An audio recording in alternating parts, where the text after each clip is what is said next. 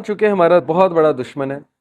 और अगर मैं किसी का दुश्मन हूं ना तो मैं दो तरह से उस पर अटैक करूंगा। जैसे कंट्रीज किसी दूसरी कंट्री को गिराना होता है ना, दो तरह से अटैक करते हैं।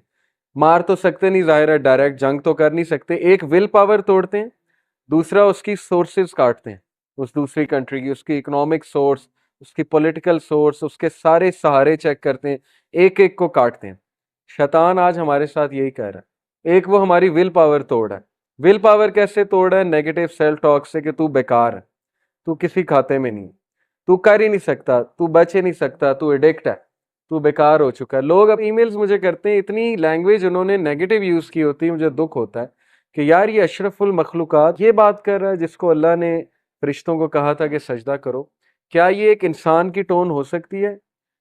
बड़े दुख की बात है कि वो विल पावर ही तोड़ बैठा अपनी। वो ये कह रहा है कि मैं ख़त्म हो गया हूँ, मैं बच ही नहीं सकता। तो ये शैतान है जो आपकी विल पावर तोड़ना चाहता है, जो आपको ये प्रूव करना चाहता है कि तू नहीं कर ही नहीं सकता, तू इस जोगा ही नहीं है। पहली बात। दूसरी बात, वो आपकी सोर्सेस काटता है, हर तरह की सोर्स, और सबसे बड़ी सोर्स है अल्लाह। वो आपको अल्लाह से दूर करता है आहिस्ता आहिस्ता।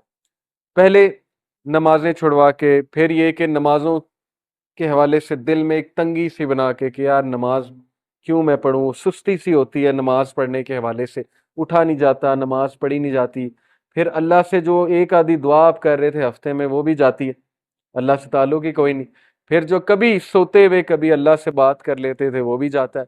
आहिस्ता आहिस्ता आहिस्ता आहिस्ता अल्लाह निकलता जाता है लाइफ से, यानी हम खुद निकालते हैं अल्लाह सुब्हानहू तआला के कॉन्सेप्ट को। तो ये वो हमारी सोर्स तोड़ है, हमारा ताल्लुक तोड़ है अल्लाह से। जब उसने ये दो चीजें कर ली ना, आपकी विल पावर तोड़ दी और आपका अल्लाह से जो थोड़ा बहुत कांटेक्ट था वो भी तोड़ दिया, तो फिर समझें कि वो सक्सेसफुल हो गया आप। और यही बात अल्लाह ने वार्न की कि देखो वो तुम्हारा बदतरीन दुश्मन है। आज हमारी यूथ डीमोटिवेटेड क्यों है? क्योंकि उनको नाउमीदी है। उनको ये नाउमीदी है कि पता नहीं हमारे हालात चेंज होंगे कि नहीं होंगे, पता नहीं हमारी कौम कहाँ जा रही है।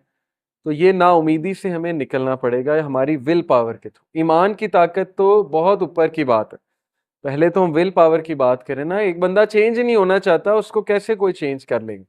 एक बंदा अपने हालात को तब्दील ही नहीं करना चाहता, ये तो कुरान में है। सूरह रात में अल्लाह कहते हैं कि अल्लाह उस कौम की हालत नहीं बदलता जो खुद नहीं बदलना चाहते। उसकी हालत कैसे अल्लाह बदल देगा? डिसीजन ही नहीं ले रहा है एक बंदा चेंज होने का, और वो अपनी गलतियां ही नहीं करेक्ट करना चाहता, वो सबमिट कर चुका है, वो कहता है कि मैं ही गलतियां करूंगा ही करूंगा, मैं एडिक्ट हो चुका हूं, अब मैं नहीं बदल सकता। तो कैसे उसको अल्लाह ताला तब्दील कर दे? ये सोचने की बात है।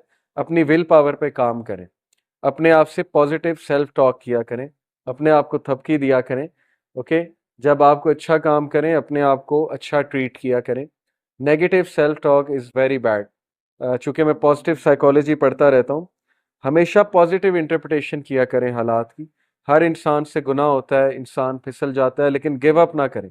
ये ना कहें कि बस अब मैं गुनाह ही करूँगा, मैं तो आदी हो चुका हूँ, गुनाह मेरी रूटीन बन चुकी है, अब मैं नहीं बदल सकता, मैं नहीं चेंज हो सकता।